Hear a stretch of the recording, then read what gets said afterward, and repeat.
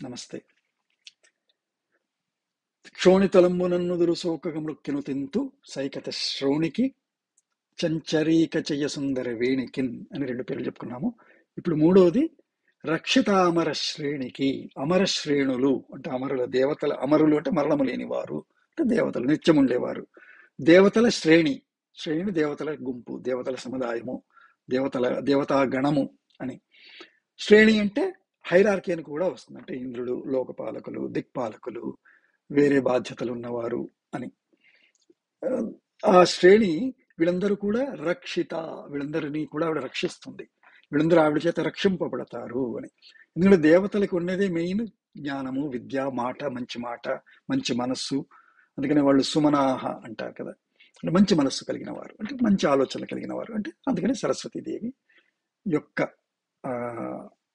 అంశాలు ఆవిడచే పాలింపబడేవారు, ఆవిడచే రక్షింపబడేవారు అని. రక్షిత అమర శ్రేణికి అని. తర్వాత తోయజాత భవ చిత్త వశీకరణైక వాణికిన్ అని ఒక పెద్ద సమాసం వేశారు.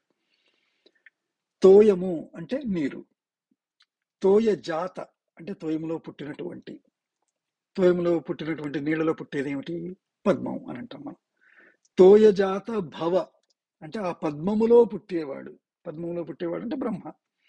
అందుకని బ్రహ్మ ఎప్పుడు పద్మంలో కూర్చొని ఉంటాడు. ఆ పద్మము నాభి, విష్ణుమూర్తి యొక్క నాభిలో ఉంటుంది. ఇవన్నీ మనకు తెలిసినటువంటి విషయాలు మనకు చూపించేది. సో తోయజాత భవ, ఒక విధంగా చెప్పాలంటే ఈ సృష్టి అంతా కూడా ముందంతా నీరుండేది, ఆ తర్వాత అందులోంచి భూమి పుట్టింది అని అంటాం కదా. అంటే నీటిలో ఉండేది కమలం, అందులో నుంచి ఆయన ఆలోచించి ఈ భూమిని పైకి పుట్టాడు అని. అలాగే మనకి విష్ణుమూర్తి కూడా అందుకనే కూర్మావతారం వచ్చి భూమిని పైకి లైకింది అంటారు. అంటే స్వాతంత్ర సృష్టి అనుకుందాం. తోయజాత భవ ఆయన యొక్క చిత్తము, ఆయన యొక్క మనస్సు, ఆయన యొక్క బుద్ధి. తోయజాత భవ చిత్త వశీకరణైక వాణికిన్, ఆయన మాట్లాడితే అది వేదము కదా. ఆయన ఆలోచించేది, మాట్లాడతాడు త్రికరణ శుద్ధిగా, అది వేదం. దాని నుంచి పుట్టింపబడుతుంది సృష్టి. సో వేదము 4 ముఖాలు, 4 వేదాలు, 4 ముఖాలు ఆయనకి. సో తోయజాత భవ చిత్తము వశీకరణంలో ఉండాలి. ఎందుకంటే ఆయన మాట్లాడితే అది నిజం అయిపోతుంది, అది వేదం అయిపోతుంది. అందుకని అది వశీకరణంలో ఉండాలి. దేని యందు వశీకరణలో ఉండాలి అంటే ఆయన ఆ వచ్చే మాట, ఆ మాటని వాణి అంటాము. అందుకని ఆకాశవాణి, సువాణి అని. సో తోయజాత భవచిత్త వశీకరణైక వాణికిన్, వెంటనే వాణికి అన్నారు. ఆ వాణి ఎవరు అంటే మళ్ళీ వాణి అంటే సరస్వతీదేవి అని. సో 3వ పేరు వాణికిన్, అంటే 5వ పేరు రాదరు. తోయజాత భవ చిత్త వశీకరణైక వాణికిన్, వాణికి అని.